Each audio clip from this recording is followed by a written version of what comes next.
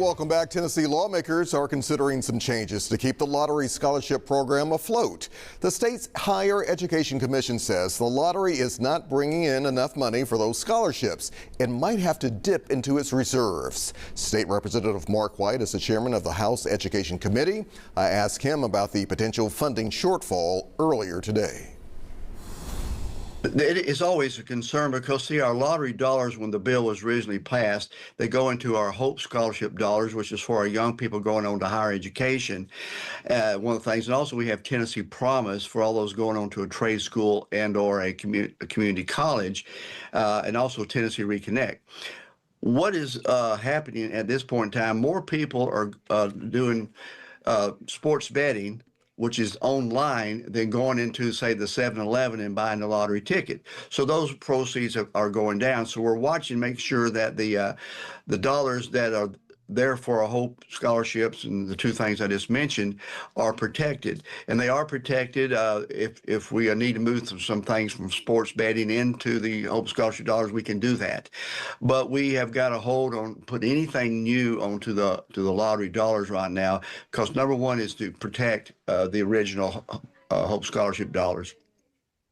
Mark, another issue a lot of folks here in Memphis, of course, are paying very close attention to involving MSCS, its status with a state intervention, or some people say a state takeover. Of course, we know MSCS has a new permanent school superintendent. Does that change things at all for you, or where do things stand with this measure? Well, thank you very much. No, it really doesn't change anything. We're about 2 more weeks out from releasing the public audit, and so we're waiting on that. And so we're still moving forward with that. So and pretty much things are coming together up here. But once the audit is released publicly, we'll be able to say more. And how concerned should we be about that audit? I know you and I spoke a couple of weeks ago that you deemed it troubling. Yeah, the audit, as we've been given preliminary release on, there's a lot of troubling things in there, and I think it's going to point out even the need that we do need that intervention, that outside intervention, and I'm calling it local intervention, because it will be people from Shelby County who are experts in the field. So I think it's going to point out why we need to step in and right-size things for a number of times. Like I say, this is an issue that I'm very concerned about, because the future of a workforce of Memphis, the continued future workforce of Memphis, and also our children that are going through our K through 12 system.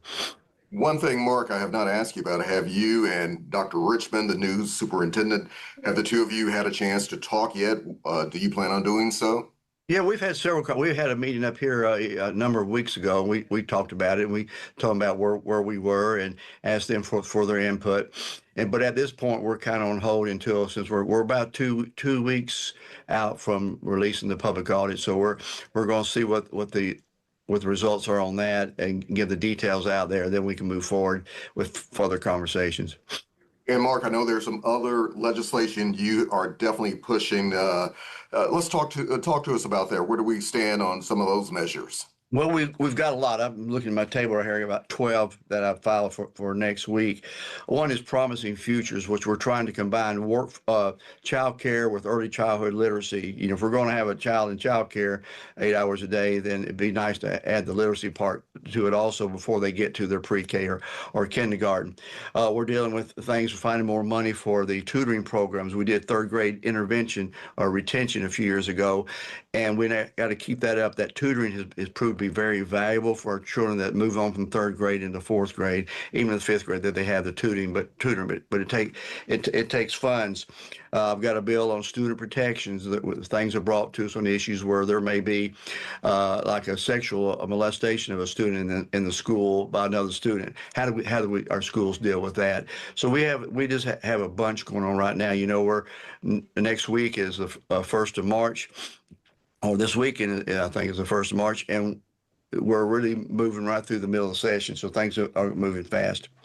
And one last thing, Mark, any common ground you think will be found between Democrats and Republicans on some key measures? Yeah, there's always that. You know, a lot of times, you know, we have we've had over 1,100 bills filed that we have to deal with. Some of them, are issues that may be conservative or are not. But we've got to look at how the bill is written, whether or not it's something that is ready that we need to put into legislation. So we have those debates, and so that's where the general public says, well, what are they talking about that? Well, we have anything that's filed, we have to talk about in committee. And our subcommittees do a very good job of killing legislation or fixing legislation before it moves on to the full committee or to the House or Senate floor. Representative Mark White, as always, thank you.